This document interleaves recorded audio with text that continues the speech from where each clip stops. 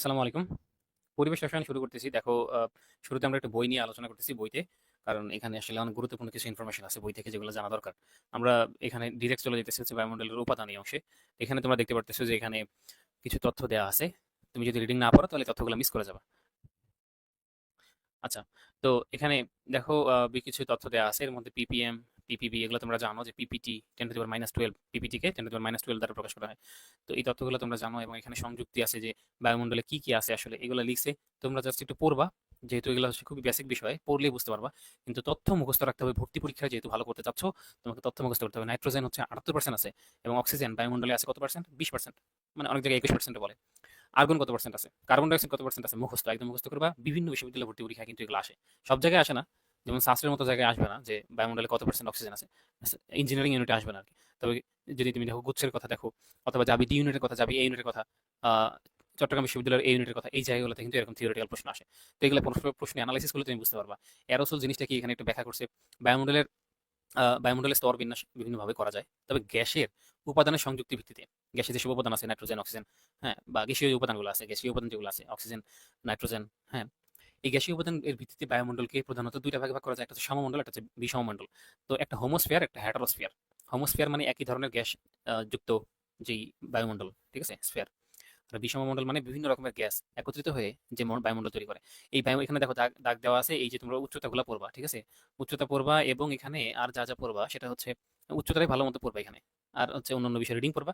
এবং এখানে চারটা ভাগ আছে। এই যে বিষমমণ্ডল, হেটারোস্ফিয়ার, এই মণ্ডলে ভিন্ন ভৌত ও রাসায়নিক ধর্মসম্পন্ন চারটা স্তর আছে। আবার বিষমমণ্ডলের মধ্যে চারটা স্তর আছে: পারমাণবিক স্তর, পারমাণবিক নাইট্রোজেন স্তর, পারমাণবিক অক্সিজেন স্তর, হিলিয়াম স্তর, হাইড্রোজেন স্তর। তো কোন কোন পরমাণু আছে এখানে আমি একটু এখানে একটু লিখে দিই, তাহলে এটা তোমার জন্য সুবিধা হবে। দেখো, এখানে আসলে নাইট্রোজেন স্তর আছে, আবার এখানে অক্সিজেন আছে এবং হিলিয়াম স্তর আছে। এছাড়া আছে কি হাইড্রোজেন স্তর, ঠিক আছে। এই চারটা মৌল, এই মৌলগুলোর কথা একটু মনে রাখো যে বিশ্বমণ্ডলে কোন কোন মৌলের স্তর আছে এবং উচ্চতা, মাস্ট উচ্চতাগুলো একটু পড়ে নিও, যতটুকু পারো মুখস্থ রাখার চেষ্টা করো। এবং এটা খুবই গুরুত্বপূর্ণ। ট্রোস্ট্রেমেথা মানে ট্রপোস্ফিয়ার, স্ট্র্যাটোস্ফিয়ার, মেসোস্ফিয়ার, থার্মোস্ফিয়ার। হ্যাঁ, এটা থার্মোস্ফিয়ার। এই যে থার্মোস্ফিয়ার, তাপমণ্ডল বলছে আর কি, এটা হচ্ছে থার্মোস্ফিয়ার। ইংরেজি ওয়ার্ড এবং বাংলা শব্দ বিষয়গুলো একটু ভালো মতো দেখো। এবং এখানে ট্রপোস্ফিয়ারের উচ্চতা পড়বা। এখানে মেইনলি হচ্ছে মেরু এলাকায় তার উচ্চতা কত কিলোমিটার, এবং এই যে 18 থেকে নিরক্ষীয় অঞ্চলে কত কিলোমিটার একটু পড়বা, ঠিক আছে। এবং এখানে হচ্ছে তার তাপমাত্রা দেখো। এই যে এখানে এখানে কিন্তু তাপমাত্রার ক্রম অনুসারে সাজাইছে, উপর থেকে যত নিচের দিকে নামতেছে এখানে তাপমাত্রা তত কি হচ্ছে, কমতেছে। তাপমাত্রা তত কমতেছে। মানে তুমি এটার উচ্চতা দেখো, এখানে উচ্চতাগুলো সুন্দর মতো দেওয়া আছে, আমি দেখাচ্ছি। এখানে দেখো, 0 থেকে 18 কিলোমিটার। এই যে ট্রপোস্ফিয়ার তার উচ্চতা হচ্ছে 0 থেকে 18 কিলোমিটার, এবং স্ট্র্যাটোস্ফিয়ার তার উচ্চতা হচ্ছে 18 থেকে 50 কিলোমিটার, বুঝছো। আর এটা হচ্ছে 50 থেকে মনে হয় কত, 50 থেকে, এটা হচ্ছে 50 থেকে 85 কিলোমিটার। এটা মেসোস্ফিয়ার হচ্ছে 50 থেকে 85 কিলোমিটার উচ্চতা, ভূমি থেকে উচ্চতা বলতেছি, ঠিক আছে। আর এই যে থার্মোস্ফিয়ার তার উচ্চতা হচ্ছে আরো বেশি, অনেক বেশি, 85 থেকে 500 কিলোমিটার পর্যন্ত, বুঝতে পারছি। তো এই হচ্ছে এখন এই দেখো, এই দেখো, এতটুকু হচ্ছে থার্মোস্ফিয়ার, এতটুকু 50 থেকে 85 কি মেসোস্ফিয়ার, এবং এতটুকু হচ্ছে স্ট্র্যাটোস্ফিয়ার। এবং দেখো 0 থেকে 18 কিলোমিটার পর্যন্ত ট্রপোস্ফিয়ার। হ্যাঁ, উপর থেকে নিচের দিকে উচ্চতা বাড়তেছে। এবং 0 থেকে 18 পর্যন্ত দেখো ট্রপোস্ফিয়ার। দেখো ট্রস্ট্রেমেথা। থার্মোস্ফিয়ার হচ্ছে এক্সোস্ফিয়ার এবং আয়োনোস্ফিয়ারের সমন্বয়ে গঠিত। মনে রাখবা, বিষয়গুলো মনে রাখবা। এখান থেকে প্রশ্ন আসে, উচ্চতা প্রশ্ন আসে এবং তাপমাত্রা, উচ্চতা প্লাস তাপমাত্রা। এই যে উচ্চতা দেখবে, এখান থেকে তাপমাত্রা দেখবে। এখন খুবই গুরুত্বপূর্ণ, এখানে ওজন গঠিত হয়। ওজন ফর্মেশন হয় কোন বায়ুমণ্ডলের কোন স্তরে, অনেক গুরুত্বপূর্ণ। অক্সিজেন অণু সে ওই সান থেকে, সূর্য থেকে যে ইউভি রশ্মি বের হয়, সেই ইউভি রশ্মি সে গ্রহণ করে। ইউভি রশ্মির প্রভাবে সে আসলে অক্সিজেন পরমাণু হয়ে যায়। অক্সিজেন অণু, বাতাসের অক্সিজেন অণু অক্সিজেন পরমাণু হয়ে যায়। সেই অক্সিজেন পরমাণু যখন আবার অক্সিজেনের সাথে বিক্রিয়া করে, যেহেতু অক্সিজেন বায়ুমণ্ডলে আছে, তখন ওজন ফর্মেশন হয় এবং তাপ রিলিজ হয়। এখানে দেখো, এখানে বিমুক্ত তাপ শক্তির কারণেই ট্রপোমণ্ডলের ঊর্ধ্বাংশের নিম্ন তাপমাত্রা -56 থেকে এখানে বৃদ্ধি পেয়ে -2 ডিগ্রি সেলসিয়াস হয়। তাহলে -56 থেকে -2 ডিগ্রি সেলসিয়াস টেম্পারেচার এখানে রেঞ্জ। তো এই টেম্পারেচার রেঞ্জ মনে রাখা খুবই দরকার, ঠিক আছে। মেসোস্ফিয়ার উচ্চতা দেওয়া আছে, দেখো উচ্চতা পড়বা এবং টেম্পারেচার পড়বা। এখানে দেখো তাপমণ্ডল মানে থার্মোস্ফিয়ার। তো থার্মোস্ফিয়ার দুইটা জিনিস নিয়ে করছে, একটা হচ্ছে আয়নোস্ফিয়ার, একটা হচ্ছে এক্সোস্ফিয়ার। আয়নমণ্ডল এবং এক্সোমণ্ডল। তো এখানে এখানে তাপমাত্রা বাড়তে বাড়তে সর্বোচ্চ 1200 ডিগ্রি সেলসিয়াস পর্যন্ত পৌঁছায়। সৌর আলোর দূর আলোর দূর ইউভি অঞ্চলের রশ্মি শোষণ করে। এই যে শোষণ করে অক্সিজেন আয়নিত হয়। O2+ এবং O+ অবস্থায় অক্সিজেন বিরাজ করে। ও বুঝে গেলাম। সৌর বিকিরণে এক্স রে এবং ইউভি রশ্মির সংঘাতেই এই অঞ্চলের নিম্নাংশে বায়ু আয়নিত হয়। এই দেখো, nitric oxide ion, hydrogen ion, oxygen ion এবং নাইট্রোজেন আয়ন। এই আয়নগুলো ফর্মেশন হয়, তো এই জন্য এই অঞ্চলকে আয়নমণ্ডল বলে বা আয়নস্ফিয়ার বলে, বুঝতে পারছি। আয়নমণ্ডলের উপরে তাপমণ্ডলের ঊর্ধ্বাংশের প্রায় 700 কিলোমিটার, 750 কিলোমিটার পর্যন্ত যে বায়ুস্তর আছে তাকে এক্সোমণ্ডল বা এক্সোস্ফিয়ার বলে। এই স্তরে পারমাণবিক হাইড্রোজেন ও হিলিয়ামের প্রাধান্য থাকে, খুব ইম্পর্টেন্ট। দেখো, আয়নোস্ফিয়ারে পারমাণবিক হাইড্রোজেন মানে হচ্ছে শুধু হাইড্রোজেন এবং এই যে হিলিয়াম, পারমাণবিক হিলিয়াম, এই গ্যাসগুলোর প্রাধান্য থাকে। আর তোমাকে যদি এখন প্রশ্ন করে যে স্ট্র্যাটোস্ফিয়ারে কোনটা প্রাধান্য পায়, তখন তুমি বলবা কি যে ওজোন গ্যাস, ওখানে ওজোন গ্যাস ফর্মেশন হয়, একটু আগে উপরে দেখে আসছো। জেট চল বিমান, এই দেখো জেট বিমান চলাচল করে আসলে কোন স্তরে, এরকম প্রশ্ন যদি আসে, এখানে এটা জানার জন্য একটু নিচের দিকে আসো। দেখো এখানে আসলে বলছে, এই দেখো এখানে বলছে যে রকেট, এখানে দেখো রকেট চলাচল করতেছে তাই না, তাপমণ্ডল বা আয়নমণ্ডলে। এটাকে বলতে পারো হচ্ছে এক্সোস্ফিয়ার, কিন্তু এই যে এটাকে বলতে পারো তাপমণ্ডল বা আয়নমণ্ডল, মানে আয়নোস্ফিয়ার বা এক্সোস্ফিয়ারের মধ্যে। এটা থার্মোস্ফিয়ার, তাপমণ্ডল বা আয়নমণ্ডল, থার্মোস্ফিয়ারের মধ্যে রকেট চলাচল করতে পারে, উল্কাপিণ্ড আছে এখানে, কৃত্রিম উপগ্রহ চলাচল করে। আর এখানে যে জেট চলাচল, দেখো জেট বিমান, এই যে জেট বিমান, যদি এটা চিন্তা করো, তাহলে এই জেট বিমান আসলে চলাচল করতেছে কোন স্তরে, স্ট্র্যাটোস্ফিয়ার এবং মেসোস্ফিয়ার এবং ট্রপোস্ফিয়ার, এই রেঞ্জের মধ্যে। বুঝতে পারছি? ভূপৃষ্ঠ থেকে কত উচ্চতায় কিভাবে কাজ করতেছে এগুলো এখানে ব্যাখ্যা দেওয়া আছে, এগুলো একটু পড়বা। এবং এখানে আসলে এই যে ঘূর্ণিঝড়, জলোচ্ছ্বাস, এই বিষয়গুলো তোমরা রিডিং পড়বা, পজ করে রিডিং পড়ো কিংবা মেইন বই থেকে পড়ো। এখান থেকে ভাই ভর্তি পরীক্ষার প্রশ্ন আসছে কিনা তোমাদের মনে হতে পারে। হ্যাঁ, ভর্তি পরীক্ষা এখানে দেখো শিশির, এই যে শিশির কিভাবে আসলে ফরমেশন হয়, কুয়াশা ফরমেশনটা আসলে কিভাবে হয়, এবং আসলে এটা এই বিষয়গুলো এখানে একটু পড়বা, ঠিক আছে? এখান থেকে প্রশ্ন হয় কিনা সেটা আমি দেখাচ্ছি একটু পরেই, তখন তুমি বুঝতে পারবা। দেখো এখানে তুষারপাত, এই যে তুষারপাত, স্নোফল হয়। হ্যাঁ, এরপরে তুমি দেখো এখানে আসলে ভূপৃষ্ঠের তাপমাত্রা যখন 0 ডিগ্রির নিচে নেমে আসে, তখন সংস্পর্শে জলীয় বিকিরণ, আচ্ছা আচ্ছা, এখানে বলছে আচ্ছা তুষারপাত কখন কখন কোন কন্ডিশনে হয় সে বিষয়গুলো দেখো, বায়ু প্রবাহ, ঘূর্ণিঝড় কখন হয়, ঘূর্ণিঝড় কখন হয় সেটা, এবং এখানে এখানে টেম্পারেচার, আসলে ঘূর্ণিঝড়ের টেম্পারেচার এই বইতে দেয় নাই, দেখি দেয় নাই কিনা, দেয় নাই দেখি। এই দেখো নিরক্ষীয় নিরক্ষীয় রেখার উত্তর দিকে 5 থেকে 20 ডিগ্রি অক্ষাংশের মধ্যে ঘূর্ণিঝড় সংঘটিত হয়, এই তথ্যটুকু তো মুখস্থ করতে হবে, তাই না? ঘূর্ণিঝড়ের নিম্নচাপ কেন্দ্রে বায়ুচাপ কত মিলিমিটার কত মিলিমিটারের নিচে থাকে, এই তথ্যটা একটু মুখস্থ করবা। এবং এখানে নিম্নচাপ ঘূর্ণিঝড়ের রূপ নিতে 3টা স্তর অতিক্রম করতে হয়, ক্রান্তীয় চাপ, ক্রান্তীয় ঝড় এবং সাইক্লোন। খুবই ভালো কথা, এই তথ্যগুলো একটু পড়বা। এবং এখানে আরেকটা গুরুত্বপূর্ণ ইনফরমেশন আছে যেটা আসলে এখানে আমি খুঁজে পাচ্ছি না। এখানে ডেট গুলো দেওয়া আছে যে কোন জায়গায় যেসব অঞ্চলে যেসব আহ, ঘূর্ণিঝড় ঘটছে সেটা দেওয়া আছে।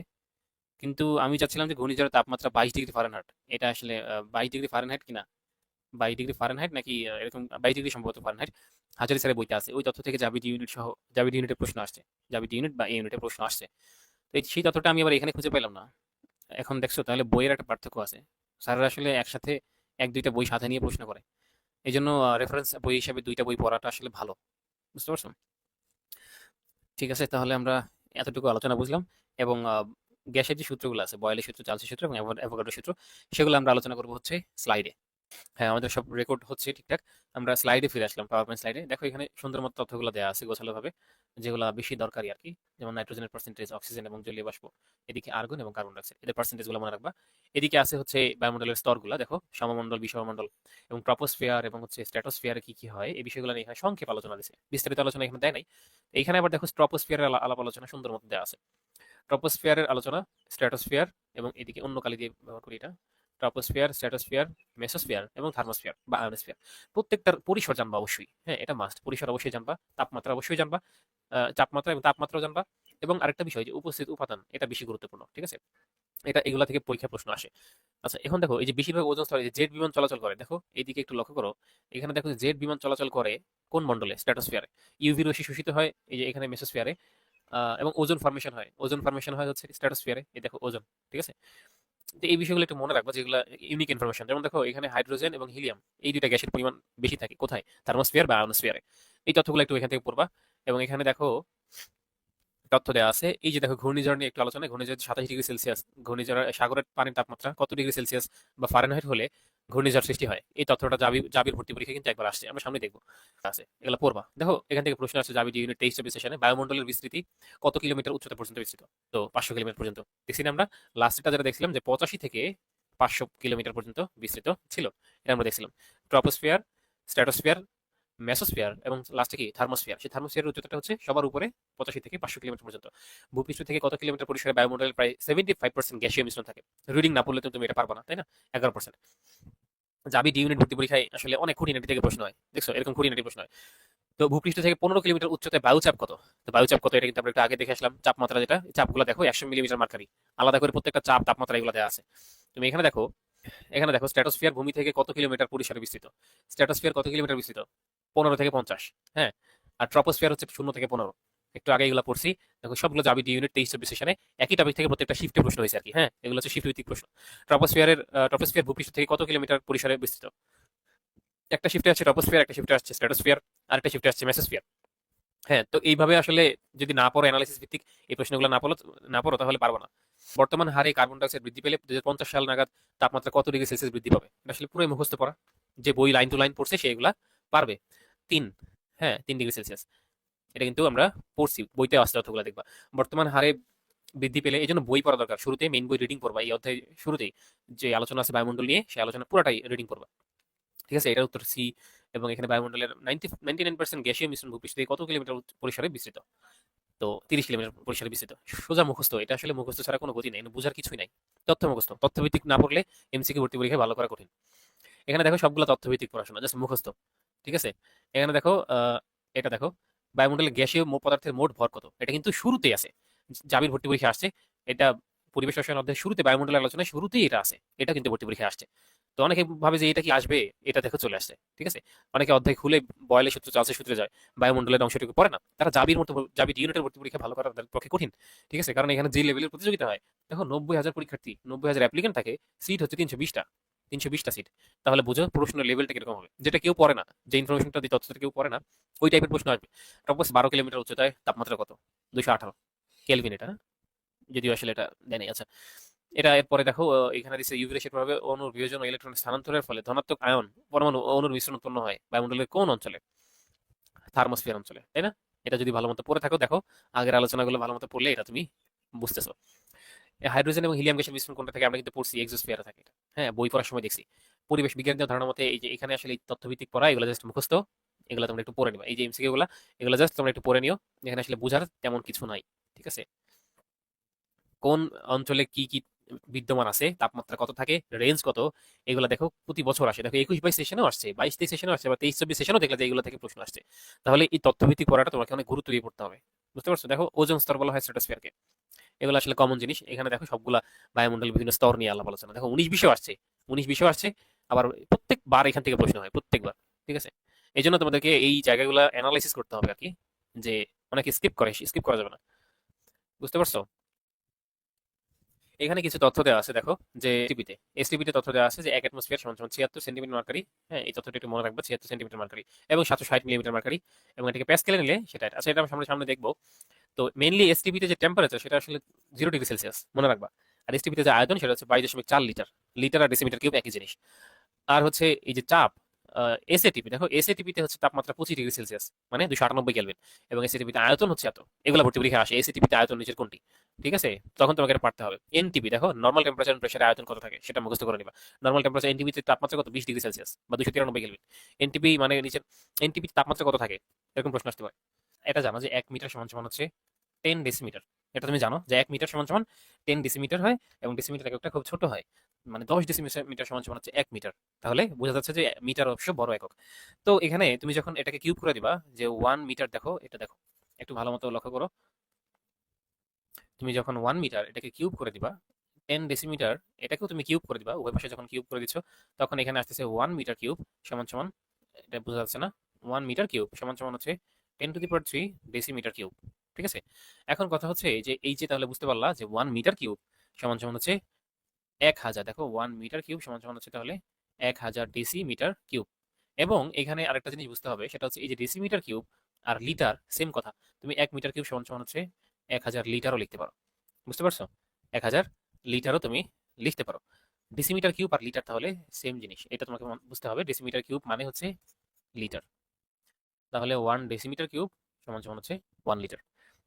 আমরা জানি যে 1,000 মিলিলিটার সমান সমান হচ্ছে 1 লিটার, এটা আমরা জানি না? আমরা জানি যে 1,000 মিলিলিটার সমান সমান হচ্ছে 1 লিটার। তাহলে 1,000 মিলিলিটারের জায়গায় আমরা সেন্টিমিটার কিউব লিখতে পারি, এবং 1 লিটারের জায়গায় আমরা 1 ডেসিমিটার কিউব লিখতে পারি, একই জিনিস আর কি। ঠিক আছে, লিটার আর ডেসিমিটার কিউব এক জিনিস, এবং সেন্টিমিটার কিউব এবং মিলিলিটার একই জিনিস। তাহলে তুমি এখান থেকে যেটা বুঝতে পারতেছো যে মিলিলিটার এবং সেন্টিমিটার কিউব এগুলা একই আর কি, এই দুটো একই জিনিস। এবং এখানে যে লিটার, লিটারের জায়গায় তুমি ডেসিমিটার কিউব দেখলে একই জিনিস। তুমি যদি কোনো জায়গায় দেখো যে কোনো কিছু দেওয়া আছে, ডেসিমিটার কিউব দেওয়া আছে, যে এত ডেসিমিটার কিউব আয়তন দেওয়া আছে, আয়তন যদি দেখো যে এত ডেসিমিটার কিউব আয়তন দেওয়া আছে, হ্যাঁ, তাহলে তুমি বুঝে নিও যে আসলে এখানে কি দেওয়া আছে, লিটার দেওয়া আছে। লিটার ধরে কাজ করে ফেলতে পারবা। ঠিক আছে, একই জিনিস। আর এই যে সেন্টিমিটার কিউব, এটাকে আবার সিসিও বলে, সিসি, 1 সিসি। ঠিক আছে, এই যে এটাকে তুমি 1,000 সিসিও বলতে পারো। বুঝতে পারছো? কারণ সেন্টিমিটার কিউবকে তুমি যেটা বলতে পারো যে সেন্টিমিটার কিউব, আমি এখানে আরেকটু মানে মুছে ভালো মতো দেখাইলে বেটার হবে এইটা। হ্যাঁ, এইখানে দেখাই দেখো, তাহলে মিলিলিটার সমান সমান সেন্টিমিটার কিউব সমান সমান সিসিও বলে এটাকে। এবং এখানে লিটার এর জায়গায় অনেক সময় ডেসিমিটার কিউব নিয়েও তোমরা দেখতে পারো। তো এই যে একক কনভার্সন, এগুলো জাস্ট একটু নর্মালি অবশ্যই মনে রাখতে হবে আর কি, ঠিক আছে। এখানে প্রথমে তোমরা দেখবা হচ্ছে চাপের একক। চাপের এককগুলা ভর্তি পরীক্ষায় যেসব একক নিয়ে আসে প্রশ্ন, সেগুলো আমরা শুরুতে জানবো। হ্যাঁ, দেখো যেমন হচ্ছে 76 সেন্টিমিটার কি মার্কারি, সেন্টিমিটার মার্কারি, এটা মনে রাখবা। এবং এই যে সেন্টিমিটার মার্কারি, সেটাকে যদি তুমি মিলিমিটার মার্কারিতে নিতে চাও তাহলে 760 মিলিমিটার মার্কারি, এটা তোমরা জানো। ধরো এটা একটু মুছে দেওয়া প্রয়োজন এইখানে, ঠিক আছে। এরপরে মিলিমিটার মার্কারি এবং সেন্টিমিটার মার্কারি ভর্তি পরীক্ষায় প্রশ্ন আসে, এক অ্যাটমসফিয়ার সমান সমান নিচের কোনটি। দেন আসলে এখানে 760 দেয়, শুধু 76 দেয়, 7.6 দেয়। সো তখন তোমাকে এটা পারতে হবে যে কত মিলিমিটার মার্কারি এবং কত সেন্টিমিটার মার্কারি। এবং এই যে 760 যে মিলিমিটার মার্কারি, এটাকে টরও বলে। কি বলে? টর দিয়েও এটাকে বলা হয় অনেক সময়। এছাড়া তুমি যদি দেখো যে এটাকে যদি তুমি প্যাসকেলে নিতে যাও, হ্যাঁ, তুমি এটাকে প্যাসকেলে নিবা, তাহলে যেটা হবে যে 101.325, 101.325 ইন্টু 10⁻³ প্যাসকেল। কি? প্যাসকেল। এই প্যাসকেলটাকে আবার নিউটন মিটার ইনভার্স টু বলে। তুমি নিউটন মিটার ইনভার্স টু হিসেবেও লিখতে পারো যে 3 নিউটন মিটার ইনভার্স 2। হ্যাঁ, প্যাসকেলকে নিউটন মিটার ইনভার্স টু এটাও বলা যায়। এরপরে তুমি যদি কিলো প্যাসকেলে নিতে চাও, যে ভাই এটাকে তো আমি কিলো প্যাসকেলে নিব, তাহলে কিলো প্যাসকেলে নিতে গেলে কি করতে হবে? জাস্ট 1000 দিয়ে ভাগ দিয়ে দিতে হবে। যখনই তুমি 1000 দিয়ে ভাগ দিয়ে দিবা, এটা কিলো প্যাসকেলে চলে যাবে। ঠিক আছে, এই জিনিসটাকে প্যাসকেলকে 1000 দিয়ে ভাগ দিয়েছো, কিলো প্যাসকেলে চলে গেছে। বুঝতে পারছি? আর তুমি যদি বার চিন্তা করো, বার আরেকটা আছে যে 1.01325। হ্যাঁ, এই যে এই পুরো জিনিসটা, এটাকে যদি তুমি আবার 100 দিয়ে ভাগ দাও, তাহলে কিন্তু কি চলে আসবে? 1.01 আসবে। অ্যান্ড এটা হচ্ছে বার বলে এটাকে, বার। ঠিক আছে, 1 বার, 1 অ্যাটমসফিয়ার সমান সমান 1 বার, এটাও কিন্তু বলা হয়ে থাকে। আশা করি এটা বুঝতে পারছো। এরপর আমরা আয়তনের একক নিয়ে আলোচনা করবো একটু, এগুলো একটু মুখস্থ রাখো, ঠিক আছে। আয়তনের একক। তো আয়তনের এককের ক্ষেত্রে শুরুতে 1 মিটার কিউব, 1 মিটার কিউব এটা নিয়ে আলোচনা করলাম। 1 মিটার কিউব সমান সমান হচ্ছে 1000 ডেসিমিটার কিউব। এটা আমরা মুখস্থ রাখবো, একদম মুখস্থ রাখবো। ঠিক আছে, 1 মিটার কিউব সমান সমান 1000 ডেসিমিটার কিউব। আর 1 মিটার কিউব সমান সমান, আমি একটু এখানে এভাবে লিখি দেখো, যখন তুমি বুঝে গেছো এবং মুখস্থ করে রাখছো যে 1 মিটার কিউব সমান সমান 1000 ডেসিমিটার কিউব, তাহলে তুমি এটাকে 1000 লিটারও লিখতে পারো, কারণ তুমি একটু আগে দেখে আসছো ডেসিমিটার কিউব এবং লিটার একই জিনিস। ঠিক আছে, এবং তুমি যখন এটাকে লিটার নিছো, লিটারের পরে এটাকে সেন্টিমিটার কিউবে নিতে পারো, মিলি লিটারও নিতে পারো। যখন তুমি এটাকে এই যে 1000, এটাকে আবার 1000 দিয়ে গুণ দিবা, তখন এটা চলে যাবে হচ্ছে মিলিলিটারে, তাই না? মিলিলিটারে চলে যাবে। এখন তাহলে তুমি লিখতে পারো 10⁻6 মিলিলিটার। ঠিক আছে, এখন 10⁻6 মিলিলিটার না লিখে 10⁻6 সেন্টিমিটার কিউবও তুমি লিখতে পারো। মিলিলিটারকে সেন্টিমিটার কিউব লেখা যায়। ঠিক আছে, এতটুকু বুঝতে পারছো? এবং তুমি যখন এই যে সেন্টিমিটার কিউব লেখছো, সেন্টিমিটার কিউব এবং সিসি একই জিনিস। ঠিক আছে, সিসিও লেখা যায়। এটা হচ্ছে মিটার কিউবের হিসাব গেল। এরপরে আসো আমরা দেখি হচ্ছে, আমরা এখন দেখবো 1 লিটার। 1 লিটার সমান সমান কত ডেসিমিটার কিউব? দেখো এটা জানতে হবে। 1 লিটার সমান সমান হচ্ছে 1 ডেসিমিটার কিউব, এটা আমরা জানি। 1 লিটার সমান সমান 1 ডেসিমিটার কিউব। এই কনভার্সন গুলো মনে রাখবো আর কি, তাহলে হবে কোনটা সমান সমান কোনটা লিখতে পারি আমরা, সেটা সেটা মনে রাখলে হইলো। আর 1 লিটার লেখা যায়, 1 লিটার তো ওই পাশে আছে। তো 1 ডেসিমিটার কিউব এটাকে তুমি 1000 সেন্টিমিটার কিউব লিখতে পারো। বুঝতে পারছি? ডেসিমিটার কিউব থেকে যদি সেন্টিমিটার কিউবে যাও, তাহলে তোমাকে কি করতে হবে? 1000 দিয়ে গুণ দিতে হবে। মনে রাখতে হবে এইভাবে। ডেসিমিটার কিউব থেকে তুমি যদি সেন্টিমিটার কিউবে যাও, তাহলে 1000 দিয়ে কি করতে হবে? গুণ দিতে হবে। এবং তুমি দেখো, জাস্ট এগুলো লিখে লিখে দেখবে প্র্যাকটিস হয়ে যাবে, মুখস্থ থাকবে তোমার। এরকম জাস্ট এরকম না যে মুখস্থ করে নিচ্ছ, মুখস্থ থাকে না, লিখতে হয় অনেক। এগুলো লিখতে লিখতে একটা টাইমে আয়ত্তে চলে আসে। আর ম্যাথ করতে হবে, রিলেটেড ম্যাথ করলে মুখস্থ হয়ে যাবে। এরপরে এই যে 1000 সেন্টিমিটার কিউব পাইছো, সেন্টিমিটার কিউবকে আবার মিলিলিটার লেখা যায়, এটা তুমি জানো। তো এই মিলিলিটারকে আবার তুমি সিসিও লিখতে পারো। অ্যান্ড এখানে একটা গ্যালনের হিসাব আছে, সেটা হচ্ছে যে এটা 0.26 গ্যালনও বলে। এটা 0.26 গ্যালন, বইতে সম্ভবত এটা দেয়া আছে। হ্যাঁ, গ্যালন। তো এখানে একটু পরম শূন্য তাপমাত্রা নিয়ে একটু আলোচনা আছে। যে পরম শূন্য তাপমাত্রা তোমরা জানো যে -273 ডিগ্রি সেলসিয়াস, তাই না? পরম শূন্য তাপমাত্রা হচ্ছে -273 ডিগ্রি সেলসিয়াস, এটাকে শূন্য কেলভিন বলে। -273 ডিগ্রি সেলসিয়াস। তো ডিগ্রি সেলসিয়াস থেকে যদি তুমি ক্যালভিনে নিতে চাও, তাহলে যেটা ডিগ্রি সেলসিয়াস দেওয়া আছে এটার সাথে তুমি জাস্ট, তুমি সেটার সাথে 273 কি করবা, জাস্ট 273 কি করবা, যোগ দিয়ে দিবা, তাহলে ক্যালভিনে চলে যাবে। যে কোনো কিছু তোমার কাছে আছে হচ্ছে x degree Celsius, x degree Celsius আছে, এটাকে যদি ক্যালভিনে নিতে চাও, তাহলে এক্স এর সাথে কি করতে হবে বলো? এক্স এর সাথে কি করতে হবে? এক্স এর সাথে তুমি যদি 273 যোগ দিয়ে দাও, তাহলে সেটা ক্যালভিনে চলে যায়। কিসে চলে যায়? ক্যালভিনে চলে যায়। এটা তোমরা জানো। এবং এটা -273 ডিগ্রি সেলসিয়াস। এই পরম শূন্য তাপমাত্রায় গ্যাসের স্থানান্তরিত গতি কি হয়? শূন্য হয়। তাত্ত্বিকভাবে গ্যাসের কোনো আয়তন থাকে না। ঠিক আছে? আয়তন থাকবে না। যখন টেম্পারেচার 0 হয়ে যাবে, 0 কেলভিন হয়ে যাবে, তখন তো আয়তন থাকবে না। ঠিক না? পরম শূন্য তাপমাত্রায় কম্পন, এখানে এটা আসলে গ্যাসের ক্ষেত্রে। ঠিক আছে? তাপমাত্রায় গ্যাসের স্থানান্তর গতি শূন্য হয় এবং গ্যাসের আয়তন থাকে না। এটা আচ্ছা, পরম শূন্য তাপমাত্রায় কম্পন গতির জন্য যে শক্তি অবশিষ্ট থাকে তাকে শূন্য বিন্দু বলে, 0 পয়েন্ট এনার্জি বলে। এটা একটু মনে রাখো। এরপর দেখো পরম তাপমাত্রা স্কেল এখানে দেওয়া আছে। হুম, এগুলো একটু এখানে পড়লেই বুঝতে পারবা। সংকট ধ্রুবক, তিনটা ব্যাপার আছে এখানে: সংকট তাপমাত্রা, সংকট চাপ এবং সংকট আয়তন। অনেকগুলো আছে, সেগুলো আমরা সামনে দেখবো। গ্যাসগুলো সংকট তাপমাত্রা কত, সংকট চাপ কত, এগুলো ভর্তি পরীক্ষায় আসে। আয়তন কত। তো এই যে সংজ্ঞা দিচ্ছে, সংকট তাপমাত্রা, সংকট চাপ এবং সংকট আয়তন। যে তাপমাত্রা বা তার নিচে কোনো গ্যাসকে শুধু চাপ প্রয়োগ করলে, শুধু চাপ প্রয়োগ করে তরলে পরিণত করা যায়, তাকে সংকট তাপমাত্রা বলে। এটাকে টিসি দ্বারা প্রকাশ করা হয়, টিসি। ঠিক আছে? ক্রিটিক্যাল টেম্পারেচার বলে এটাকে। এবং এই যে চাপে প্রয়োগে তরলে পরিণত করা যায়, সেই চাপটা হচ্ছে সংকট চাপ। বুঝতে পারছো? সংকট তাপমাত্রায় কিন্তু। তাহলে এটা আশা করি বুঝতে পারছো। এবং সংকট আয়তন, এক মোল পরিমাণ কোনো সংকট তাপমাত্রা গ্যাস সংকট তাপমাত্রা চাপে যে আয়তন দখল করে তাকে সংকট আয়তন বলে। এটা দেখলে বুঝতে পারবো যে সংকট দ্রবকের বিভিন্ন মান। হাইড্রোজেন, এটা আমরা অন্য কালে দিয়ে দেখাইতে হবে। এখানে দেখো হাইড্রোজেন দেওয়া আছে। হাইড্রোজেনের ক্রান্তি তাপমাত্রা -240°C না? এটা অনেকবার ভর্তি পরীক্ষায় আসছে। হ্যাঁ, অনেকবার আসছে। ক্রান্তি চাপও আসছে ভর্তি পরীক্ষায়। ক্রান্তি আয়তনটা একটু কম আসে, কিন্তু ক্রান্তি তাপমাত্রা এবং ক্রান্তি চাপ এই দুইটা খুবই বেশি আসে। কার্বন ডাইঅক্সাইডটা খুবই ইম্পর্টেন্ট। দেখো এখানে স্টার দেওয়া আছে, এখানে স্টার দেওয়া আছে, এখানে স্টার দেওয়া আছে। এগুলো বেশি ইম্পর্টেন্ট, ভর্তি পরীক্ষায় বেশি আসে। আর এটা আসলে 31.1°C কার্বন ডাইঅক্সাইডের ক্রান্তি তাপমাত্রা। মানে যেই তাপমাত্রার নিচে, তুমি দেখো ক্রান্তি তাপমাত্রার সংখ্যাটা একটু বড়, তাহলে বুঝতে পারবা যে তাপমাত্রা বা যে তাপমাত্রার নিচে কোনো গ্যাসকে শুধু চাপ প্রয়োগ করে তরলে পরিণত করা যায়। মানে 31 দশমিক, আমি এখানে দেখাই যে 31.1°C এই তাপমাত্রার উপরে যদি চলে যায় তাপমাত্রা কার্বন ডাইঅক্সাইডের, তাহলে এই কার্বন ডাইঅক্সাইডকে তুমি আর চাপ প্রয়োগ করে তরলে পরিণত করতে পারবা না।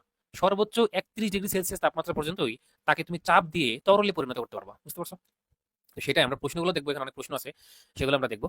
বিভিন্ন এককে আর এর ভ্যালু দিয়ে দিছে। আর আর হচ্ছে কি সেটা তো তোমার জানতে হবে, তাই না? করে নিবা। ঠিক আছে? এবং এই যে এককের মান প্লাস এই যে এককেরও আবার একক আছে।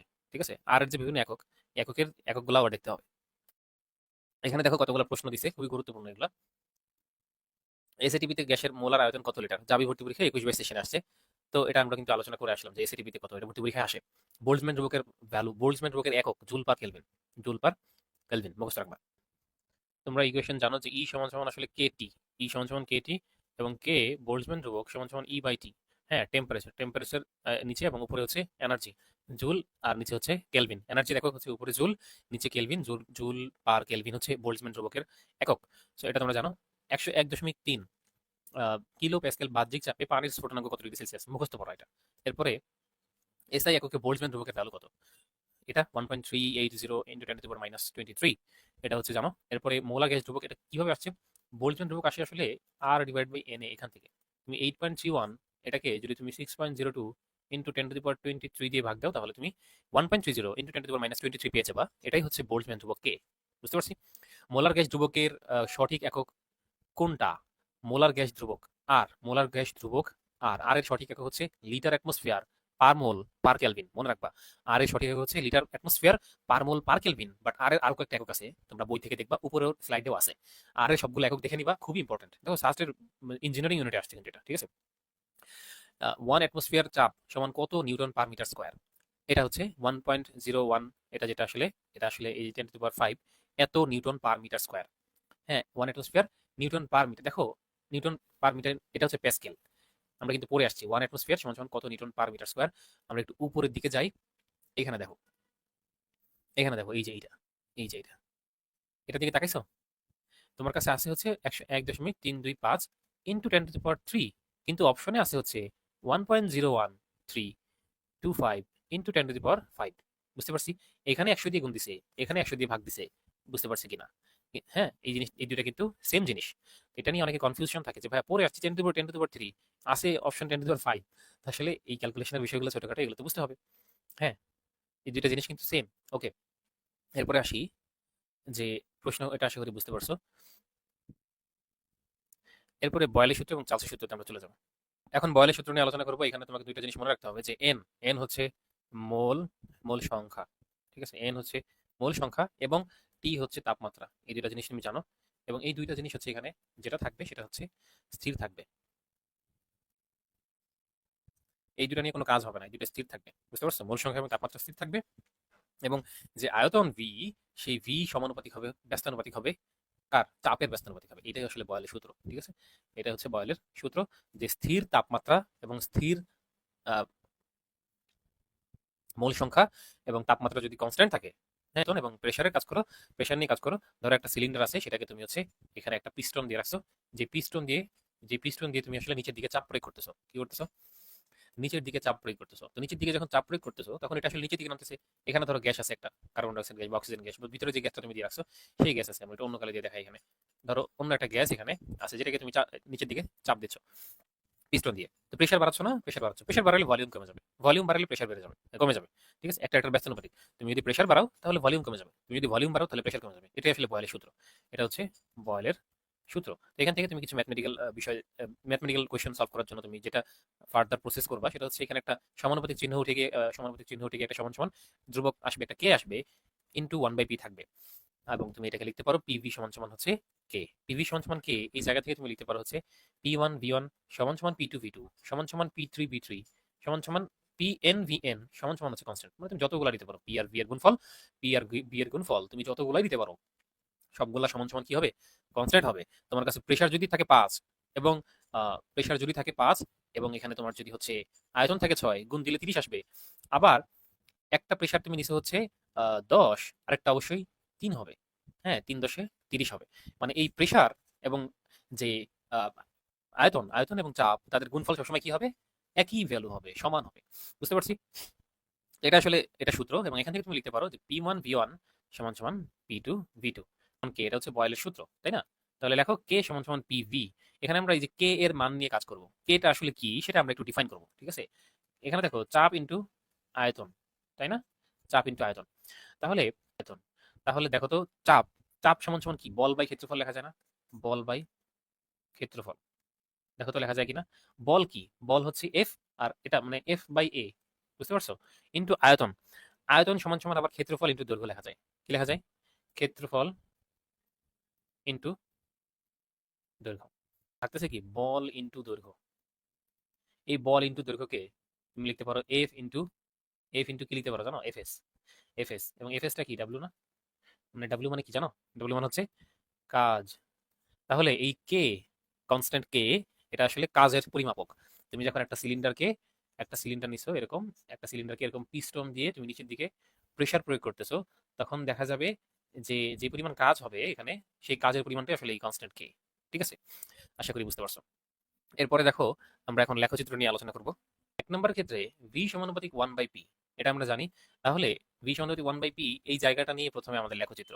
V versus 1/p, V versus 1/p, এটা আমাদের ফার্স্ট কি লেখচিত্র হবে। তো এটা নিয়ে যখন তুমি কাজ করবে, তখন তুমি এটা আঁকো। এই যে এরকম ভি থাকবে ওয়াই অক্ষ বরাবর, এবং এক্স অক্ষ বরাবর 1/p থাকবে। এখন লেখচিত্র কিরকম হবে দেখো। এখানে ভি এবং 1/p নিয়ে কাজ করতেছো, এরকম কোনো লেখচিত্র দেখলেই বুঝবা যেটা আসলে বয়েলের সূত্রের থেকে এই লেখচিত্র আসছে, কারণ এখানে টি নাই, টেম্পারেচার দেখতেছি না। এক্স অক্ষ ওয়াই অক্ষ বরাবর কোনো টেম্পারেচার দেখতেছে না। ঠিক আছে?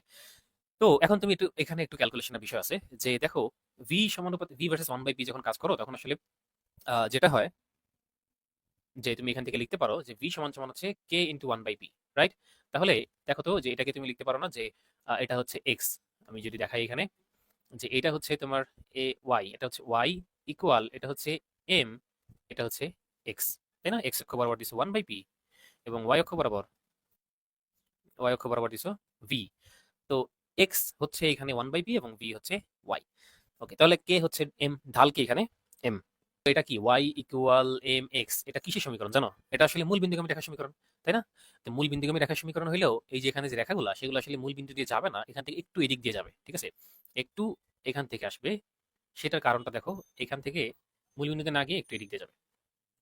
ওকে, তো এটা দেখতেছো। তো এটা হচ্ছে T1, এটা হচ্ছে T2, এটা T3। হ্যাঁ, এটা T3। তো এখানে বোঝার বিষয় হচ্ছে, ভর্তি পরীক্ষায় যেটা প্রশ্ন আসে, যে T1 T2 এবং T3 দেখতেছো, এই তিনটার মধ্যে কোনটার ভ্যালু সবচেয়ে বড়, কোন তাপমাত্রা এখানে বেশি? মানে তাপমাত্রার অর্ডারটা পরীক্ষায় আসে, ভর্তি পরীক্ষায়। তো এখানে তোমাকে যতটুকু বুঝতে হবে, যে এখানে ভাইয়া এই যে এখান থেকে মূল বিন্দু থেকে কেন শুরু হলো না? কারণ বাস্তবে 1/p, বাস্তবে প্রেসার দেখো, প্রেসার যদি তোমাকে শূন্য হইতে হয়, তুমি যদি এই বিন্দুতে আসো, যে এই যে এই বিন্দু দেখো, মূল বিন্দুতে আসতে গেলে তোমাকে প্রেসার 1/p এর ভ্যালু জিরো করতে হবে। 1/p যদি জিরো করো, তাহলে পি এর ভ্যালু হয়ে যাচ্ছে ইনফিনিটি, তাই না? তো ইনফিনিটি প্রেসার আসলে দেওয়া সম্ভব না। বুঝতে পারছো?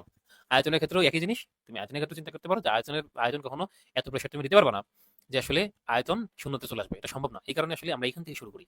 আর হচ্ছে এই রেখাগুলো মূলবিন্দুগামী হয়, সরলরেখা হয়, কারণ y ইকুয়াল mx হচ্ছে সরলরেখা সমীকরণ, মূলবিন্দুগামী সরলরেখা সমীকরণ। ঠিক আছে? এখন কথা হচ্ছে যে এটা কিভাবে আমরা এখন বুঝবো যে আসলে কোনটা বড় কোনটা ছোট। প্রশ্ন হচ্ছে T3 greater than T2 greater than T1 নাকি T1 greater than T2 greater than T3, কোনটা হচ্ছে রাইট অ্যান্সার? এটা হচ্ছে তোমাকে এখন বের করতে হবে এই গ্রাফ থেকে। এই গ্রাফ দিয়ে বলবে যে কোনটা রাইট অ্যান্সার। তখন তুমি কি করবা? তখন হচ্ছে যে কোনো একটা নিবা, ভি না হয় P, one by P, V না হয় ওয়ান বাই পি নিবা, তো তুমি ভি নিবা। ঠিক আছে? ভি নিয়ে কাজ করবা। ভি এবং টি আমরা এখন চার্লসের সূত্র পড়ি নাই। হ্যাঁ, চার্লসের সূত্র যেহেতু পড়ি নাই, তাও এটা দিয়ে আমি একটু বুঝাই তোমাদেরকে যে চার্লসের সূত্র কিন্তু ভি সমানুপাতিক টি। এটা তোমরা জানো। চার্লসের সূত্র ভি সমানুপাতিক টি, মানে আয়তন বাড়ালে টেম্পারেচার বাড়বে। তো আয়তন বাড়ালে টেম্পারেচার বাড়বে যেহেতু, দেখো তো সবচেয়ে বেশি আয়তন কোন টেম্পারেচার ক্ষেত্রে পাইছি? T3 ক্ষেত্রে। দেখো এটা সবার উপরে উঠছে, এই যে এই রেখাটা সবার উপরে উঠছে, তাই না? T3 যে রেখাটা, T3 যে সরল রেখাটা, এখানে তিনটা টেম্পারেচার নিচে, এখানে আরো হইতে পারে, এখানে আরো হইতে পারে। ঠিক আছে? আরো হইতে পারে। আমরা তিনটা টেম্পারেচার নিয়ে তিনটা এক্সপেরিমেন্ট করছি। তিনটা স্পেসিফিক টেম্পারেচার নিয়ে তিনটা এক্সপেরিমেন্ট করার কারণে রেখা তিনটা দেখানো হয়েছে। ঠিক আছে? তুমি এখানে আরো অনেকগুলো রেখা দেখাতে পারো, বাট তিনটা আসলে দেখানো হয়েছে জাস্ট। তো এখানে বোঝার বিষয় হচ্ছে যে দেখো সবচেয়ে বেশি আয়তন কার জন্য আছে? T3 এর জন্য। এই জন্য T3 সবচেয়ে এখানে বড়। বুঝতে পারছি? তাহলে অ্যান্সার কি? T3 greater than T2 greater than T1। এখন ভাই আমি ভি সমানুপাতিক টি দিয়ে করবো না। সেক্ষেত্রে আমি যেটা করবো সেটা হচ্ছে, ধরো ভি সমানুপাতিক ওয়ান বাই দিয়ে তুমি করতে চাচ্ছ, তাহলে চিন্তা করবা যে ভি সমানুপাতিক ওয়ান বাই, মানে ভি যত বেশি, অথবা তুমি চিন্তা আচ্ছা এটা না, সরি, এখন তুমি চিন্তা করতেছো যে ওয়ান বাই পি এর সাথে টেম্পারেচারকে তুলনা করবা, এই টেম্পারেচারকে ওয়ান বাই পি এর সাথে তুলনা করবা। তাহলে ওয়ান বাই পি, এবং এটা তোমরা জানো কিনা জানি না, পি এবং টি কিন্তু সমানুপাতিক।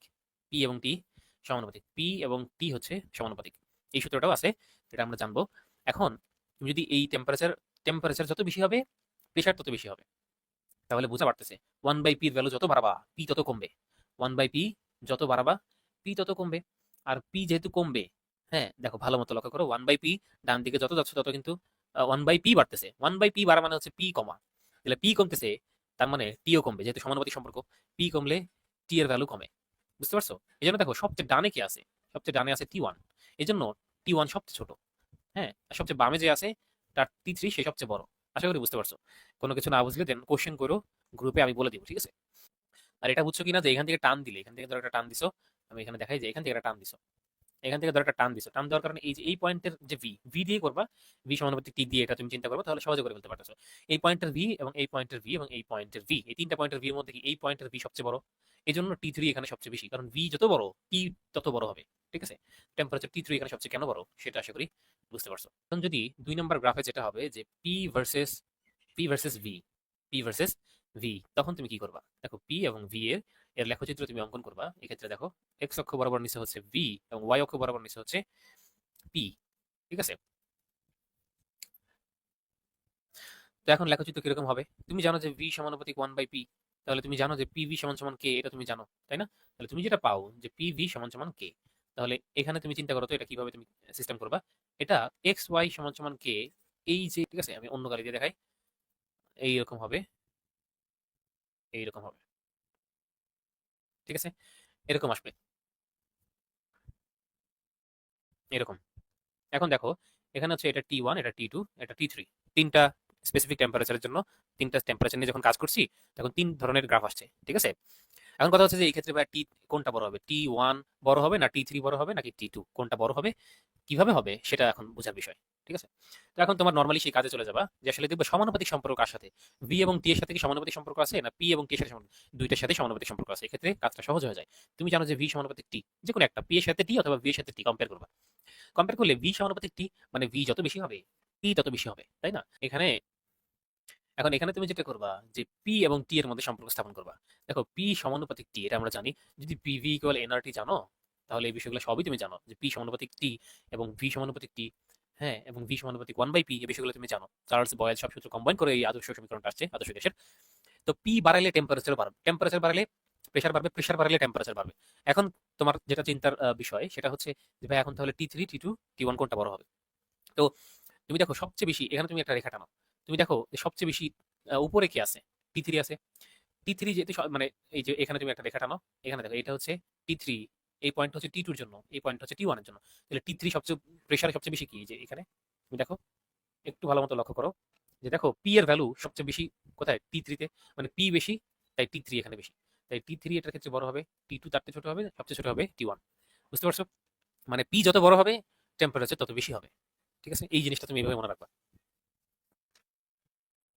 তুমি যদি ওয়াই অক্ষ বরাবর পিভি নাও এবং দাঁড়াও এটা আমি অন্য কালকে দেখাই, ওয়াই অক্ষ বরাবর নিচ্ছ পিভি এবং এক্স অক্ষ বরাবর নিচ্ছ পি, তাহলে প্রেশার বাড়ানোর সাথে সাথে পিভি কোনো চেঞ্জ হয় না, পিভি কোনো কি হয় না, চেঞ্জ হয় না। দেখো তুমি পিভি যত মানে প্রেশার যত বাড়াচ্ছ কিন্তু পিভির মান কোনো চেঞ্জ হচ্ছে না। কারণ কি? কারণ পিভি সমান সমান হচ্ছে কে, পিভি সমান সমান কি কে, পিভি সমান সমান কনস্ট্যান্ট, পিভি হচ্ছে সবসময় কনস্ট্যান্ট থাকবে। প্রেশার বাড়াইলে পিভির ভ্যালু কোনো হেরফের হবে না।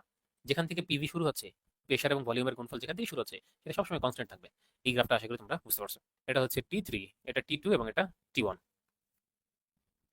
এখন এইখানে তুমি পি সমানুপাতিক টি দিয়ে ব্যাখ্যা করতে পারবে না, কারণ একটা রেখা এখানে টানো। দেখো সবগুলো ক্ষেত্রে পি এর ভ্যালু এখানে একই রকম। হ্যাঁ, এই পয়েন্টে, এই পয়েন্টে, এই পয়েন্টে হচ্ছে পি আছে, প্রেশার আছে, কিন্তু পিভির ভ্যালু হচ্ছে ভিন্ন। প্রেশার এবং ভলিউমের গুণফল যেখানে বেশি, টেম্পারেচার সেখানে বেশি।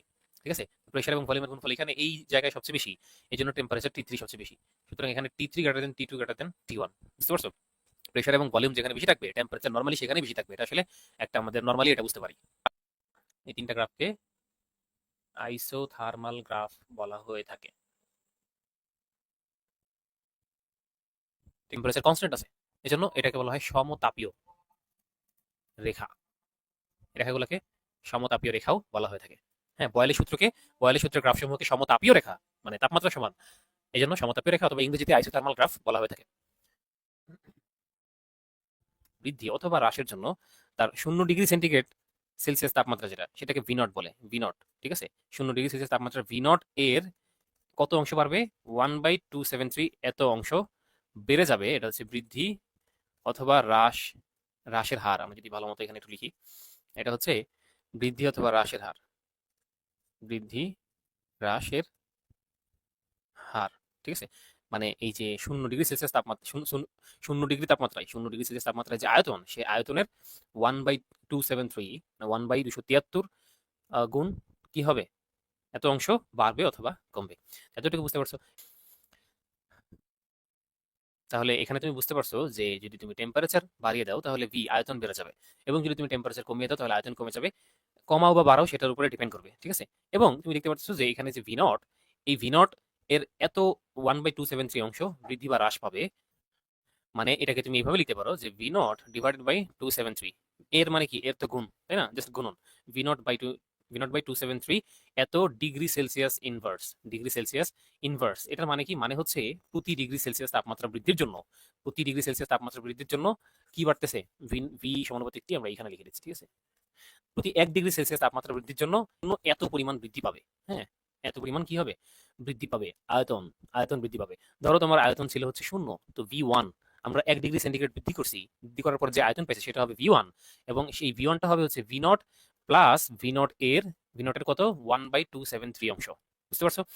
এখন এই যে ভি0, এটা লেখো ভি0 এবং ভি0/273। ঠিক আছে, এখন যদি তুমি ভি2 বের করতে চাও, ভি2, তাহলে তুমি লিখবা ভি0 প্লাস ভি0 এর দেখো 1 ডিগ্রি সেন্টিগ্রেড বৃদ্ধি করার জন্য, 1 ডিগ্রি সেন্টিগ্রেড বৃদ্ধি করার জন্য আয়তন এখানে ভি0 ইন্টু 1/273, এবং 2 ডিগ্রি সেন্টিগ্রেড বৃদ্ধি করার জন্য দ্বিগুণ পারবে না, 2/273 হবে। বুঝতে পারছো? তাহলে এটা হবে হচ্ছে ভি0 প্লাস 2v0/273। ঠিক আছে, এরকম ভাবে তুমি যখন vn বের করতে যাবা, অনুরূপভাবে এই যে n ইন্টু v0/273, মানে তোমাকে এই জিনিসটা মনে রাখতে হবে। এখন যদি ভর্তি পরীক্ষায় আসে যে 3 ডিগ্রি সেন্টিগ্রেড বৃদ্ধি করার জন্য, 3 ডিগ্রি সেন্টিগ্রেড তাপমাত্রা বৃদ্ধি করা হলো, চার্লসের সূত্র নিচের কোনটি খাটবে? চার্লসের সূত্র এর রূপ নিচের কোনটি হবে? 3v0/273। বুঝতে পারছি?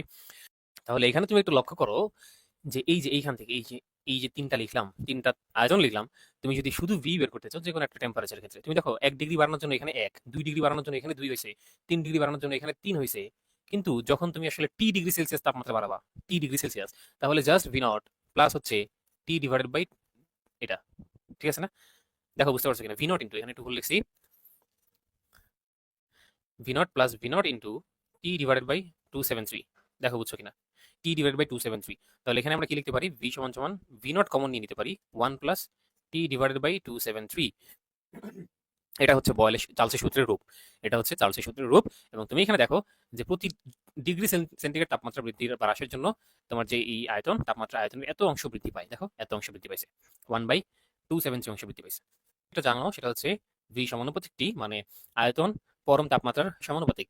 এখান থেকে তুমি লিখতে পারো v1/t1 সমান সমান v2/t2, তাই তো? তো এখানে আসলে টি হচ্ছে পরম তাপমাত্রা, এবং তোমরা জানো যে পরম তাপমাত্রা হচ্ছে -273.15। এটা একটু ভালো মতো লিখি, -273.15 ডিগ্রি সেলসিয়াস, এবং -273.15 ডিগ্রি সেলসিয়াস, এটার সাথে যদি তুমি 273 যোগ দাও তাহলেই সেটা কেলভিনে চলে আসবে, এবং 0 কেলভিন আসবে। 0 কেলভিন আসবে।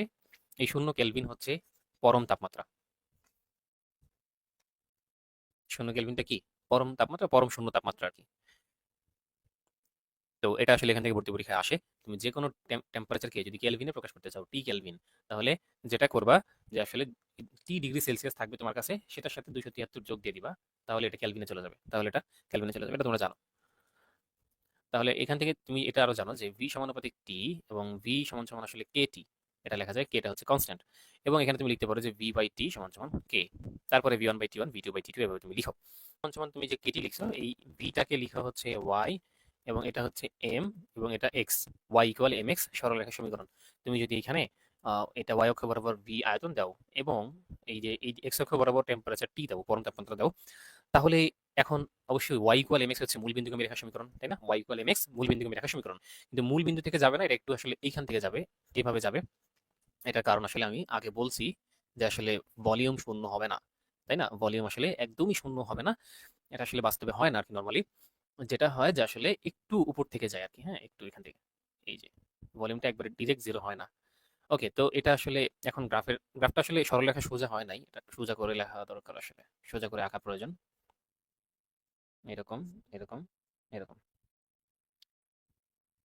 ঠিক আছে। আর এখানে তিনটা কি আসবে? এখানে তিনটা আসবে হচ্ছে, এটা ধরো হচ্ছে পি3, এবং এটা পি2, এবং এটা পি1। ঠিক আছে। এখন কথা হচ্ছে যে কোনটা সবচেয়ে বড় হবে, পি1, পি2 এবং পি3 মধ্যে কোনটা সবচেয়ে বড় হবে, এটা হচ্ছে প্রশ্ন। সেক্ষেত্রে তুমি কিভাবে করবা? এখানে দেখো যে এই ভি একটা এরকম দাগ টানা পরে এটা হচ্ছে এখানে পি1 হচ্ছে এইটা, এইটা ধরো পি2 এর জন্য বিন্দু ভি এর, এটা হচ্ছে এটা।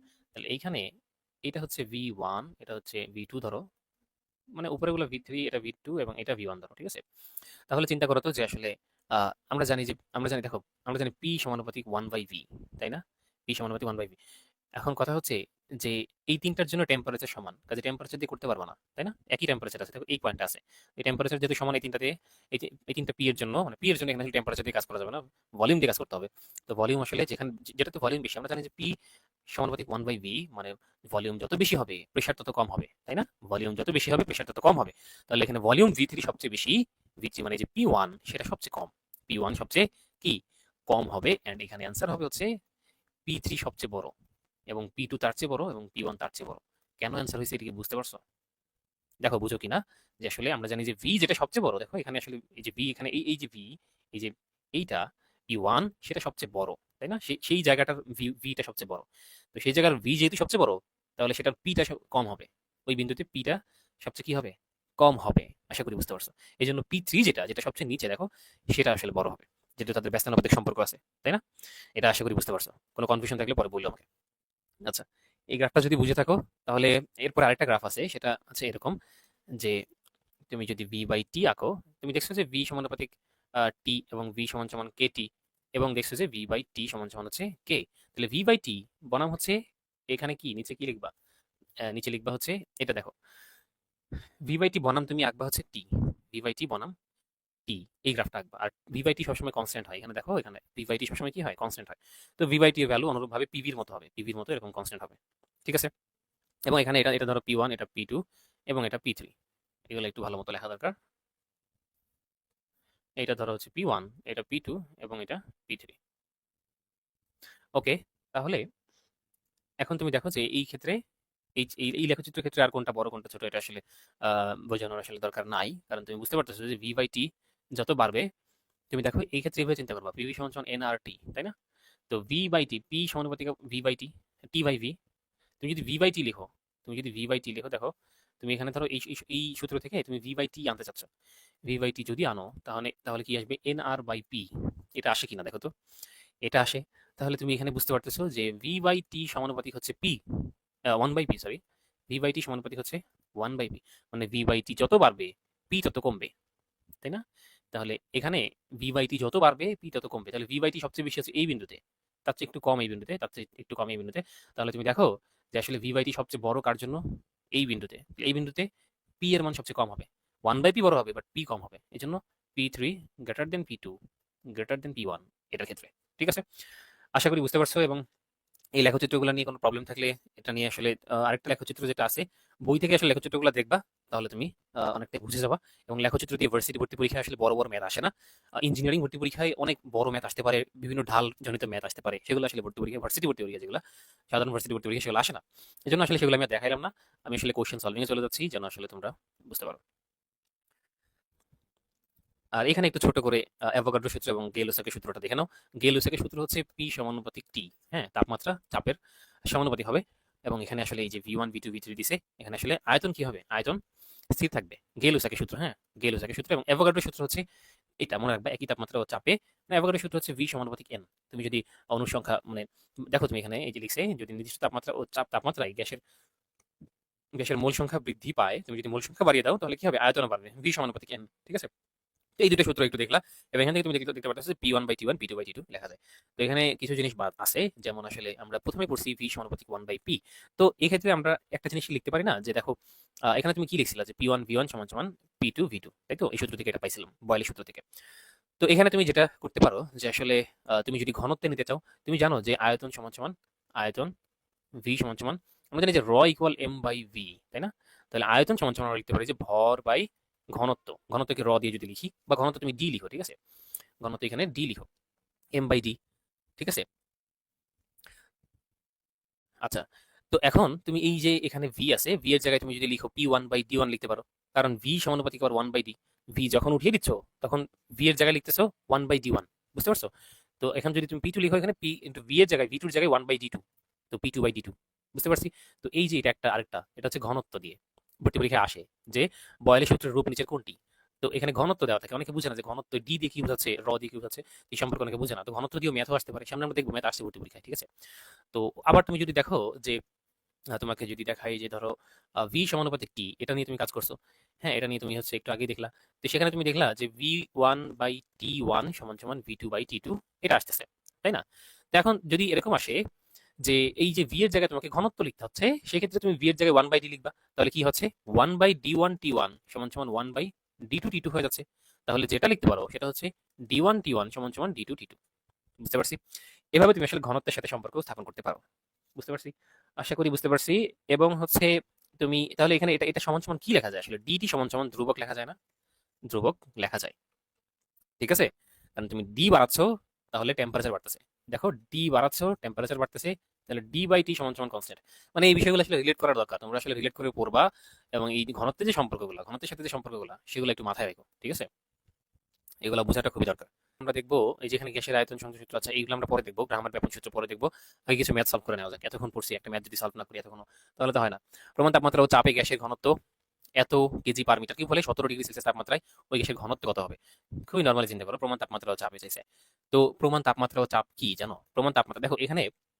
তো তাহলে যে ডি ওয়ান সমান সমান দিয়ে দিচ্ছে হচ্ছে 29 কেজি পার মিটার কিউব। হ্যাঁ, তাহলে 17 ডিগ্রি তাপমাত্রায়, তাহলে টি ওয়ান প্রমাণ তাপমাত্রা 273 ডিগ্রি সেলসিয়াস। 273 ডিগ্রি প্রমাণ তাপমাত্রা হচ্ছে 273 কেলভিন। 273 কেলভিন, হ্যাঁ প্রমাণ তাপমাত্রা। আচ্ছা, যেটা আসলে, আচ্ছা এরপরে চাপের ঘনত্ব দিয়ে দিছে। এবং টি টু তুমি জানো যেটা আসলে 17 ডিগ্রি সেলসিয়াস বলছে। 73 আর 10 কত? 283 আর 7 কত? 290। ঠিক আছে, 290 ক্যালভিন আসতেছে।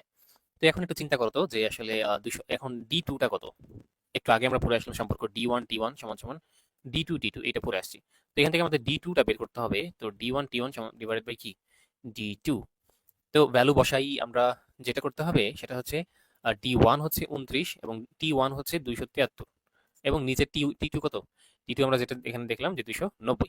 এখন এটা ক্যালকুলেশন করতে হবে। তো ক্যালকুলেটর নাই, যাবি ভর্তি পরীক্ষায় আসছে।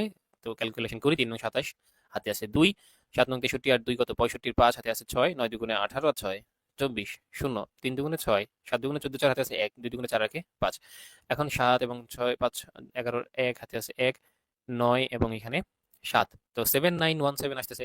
হ্যাঁ, এটাকে তুমি ভাগ দিবা হচ্ছে 290 দিয়ে। 290 দিয়ে ভাগ দিলে এটা দেখো 791 এর মধ্যে কয়বার যায়? 791 এর মধ্যে 3 দুগুণে 6, ওকে 2 বার যাবে, তাই না? 2 বার যাবে এবং তুমি দেখবা যেটা আসলে 27.3 আসবে। হ্যাঁ, ক্যালকুলেট করে দেখবা। এই যে 2 দেখে তুমি বুঝতে পারতেছো এখানে 27.3 হবে আনসার। সাথে সাথে এর উত্তর দাগায় ফেলবা। এরপরে পরের প্রশ্নে যাই। এখানে দেখো যে এটা যাবে 22 সেশন আসছে। প্রমাণ তাপমাত্রা ও চাপে কার্বন ডাই অক্সাইড গ্যাসের ঘনত্ব দিয়ে দিছে। ওকে, প্রমাণ তাপমাত্রা চাপে এই যে ঘনত্ব T1 হচ্ছে আমাদের এখানে প্রমাণ তাপমাত্রা 273, তাই না? 273 কেলভিন। এবং এখানে D1 দিয়ে দিছে 22 কেজি পার মিটার কিউব। চাপ স্থির রেখে 11 ডিগ্রি তাপমাত্রায় গ্যাসের ঘনত্ব। তাহলে T2 হচ্ছে 11 ডিগ্রি সেলসিয়াস। তাহলে 273 আর 10 কত? 283 আর 1 কত? 284। হ্যাঁ, 284 কেলভিন। এখন তুমি জাস্ট আগের নিয়মে করে ফেলবা। ঠিক আছে? D1 T1 সমান সমান D2 D2। এখান থেকে কি বের করবা? D2 বের করবা। পারবা না? এটা আশা করি তুমি পারবা, বাট এটা ক্যালকুলেশনটা একটু অ্যাকুরেটলি করতে হবে। হ্যাঁ, 21.15 নিয়ে আসতে হবে। একটু অ্যাকুরেটলি করতে হবে। 21.15। দুইটা অপশন দেখি একই দিয়ে দিছে। ওকে, একটি নির্দিষ্ট গ্যাসের এরকম যদি দুইটা অপশন একই দিয়ে দেয় তাহলে তোমরা যে কোনো একটা উত্তর দাগাবা, দুইটাই কাউন্ট, মানে যে কোনো একটা দাগাইলেই হয়ে যাবে। ঠিক আছে? দুইটা দাগাইতে হবে না এখানে। আচ্ছা, আর এরকম ভুল থাকলে আসলে ম্যাক্সিমাম ক্ষেত্রে যেটা হয় যে সবাইকে মার্ক দিয়ে দেয় ওই প্রশ্নে, যদি কিছু ক্ষেত্রে কিছু ভুল থাকে। এই প্রশ্নটা দেখো, বলছে একটা নির্দিষ্ট ভরের গ্যাসের চাপ অর্ধেক করছে এবং তাপমাত্রা দ্বিগুণ বৃদ্ধি করছে, হলে আয়তন কত? তাহলে পি ভি টি তিনটাই আছে। তাহলে পি ভি টি এর কম্বাইন সূত্র হচ্ছে P1 V1 বাই T1 সমান সমান P2 V2 বাই T2। এটা হচ্ছে কম্বাইন সূত্র। ঠিক আছে? এখন বলছে যে আয়তন কত হবে। তো তুমি এখন একটু এটা এখানে আমি করি, তাহলে দেখো P1 যেটা সেটা আসলে দেখো আমি বলি, এটা P1 কে আমরা P রাখছি, ঠিক আছে? V1 কে V রাখলাম এবং T1 কে T রাখলাম। এরপর তুমি দেখো যে P2 যেটা সেটাকে আমরা অর্ধেক করে ফেলছি এবং V2 যেটা সেটাকে আসলে দ্বিগুণ করে ফেলছি 2V। কারণ আচ্ছা, আয়তনকে কিছু করা হয়নি, আয়তন তো চাইছে, রাইট? তাহলে আয়তন আমরা V2 সেটা রেখে দিলাম। বুঝতে পারছো? এবং তুমি নিচের দিকে তাকাও, T2 যেটা, তাপমাত্রা দ্বিগুণ করবো, তাহলে 2T করে দিলাম। তাপমাত্রা প্রথমে ছিল T, আর পরে কি করে দিলাম? দ্বিগুণ করে দিলাম। এখন তুমি দেখো সব কাটাকাটি যে এখানে আসলে এই পাশে কিছুই থাকতেছে না, তাই না? এবং এই পাশে কি থাকতেছে? হাফ ইন্টু V2 থাকতেছে, তাই না? তো এখন কি আসতেছে? V2 সমান সমান 2 আসতেছে।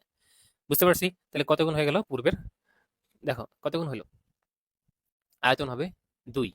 আয়তনের ভ্যালু এখানে আসলে 2 আসতেছে। তো এটা এক্ষেত্রে দ্বিগুণ, পূর্বের দ্বিগুণ হবে।